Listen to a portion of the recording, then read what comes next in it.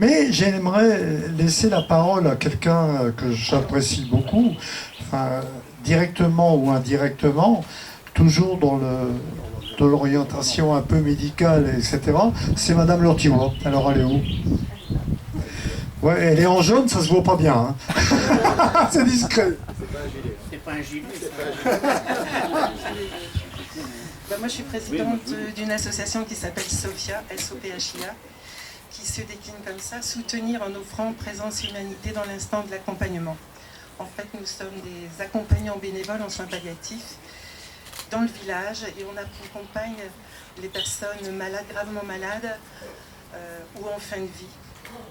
Jusqu'à la fin pour certains et dans la période de crise de la maladie pour d'autres. Donc on accompagne bien la vie. Voilà. Donc dans notre association, on est 5 bénévoles. On intervient sur 56 communes. On est conventionné avec le réseau de soins palliatifs de la plateforme de santé qui est sur Falampin qui s'appelle EOLIS, qui ont un réseau de soins palliatifs, un réseau de gérontologie, une NAIA, un CLIC, enfin tout ce qu'il faut pour essayer de maintenir le plus longtemps possible les personnes à domicile. Donc voilà, c'est ce que je représente. Association, évidemment, donc on parle d'argent. Nous, notre gros poste, pour nous, on reçoit très peu, très peu, même très rarement des dons. On sollicite beaucoup de subventions, on a ce qu'on peut avoir. Et puis bon, ici avec les histoires de Covid, évidemment, on n'a pas pu continuer nos accompagnements à domicile. On les a continués par téléphone pour les personnes qui pouvaient, qui l'acceptaient. Sachant aussi que le réseau, puisqu'on est, on est aussi le seul type d'association qui est encadré par des textes de loi de santé publique, notamment dans la loi de 2000.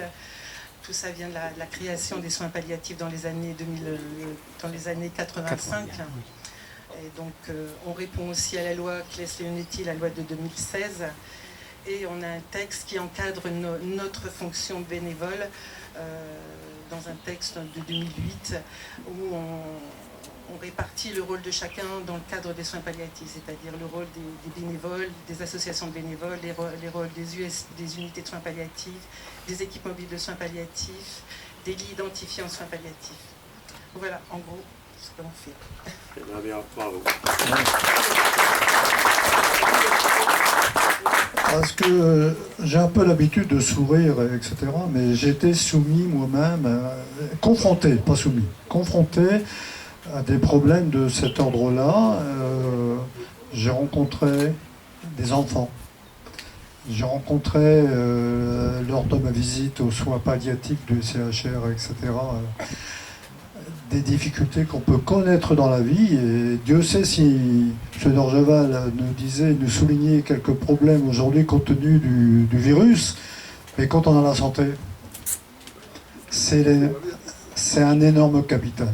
Donc, M. Dorgeval, Mme Lortivois, merci.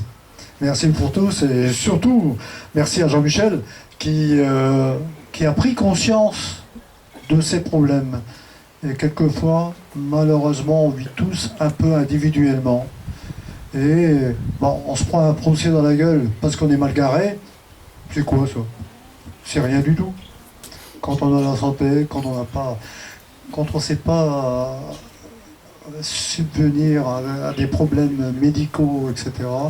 Et Dieu sait si, je le pense sincèrement, si on ne doit pas vivre seul. Et ça, grâce à Jean-Michel, il y a, et aujourd'hui, des événements qui font que ça mérite d'être mis à l'honneur. Merci Jean-François.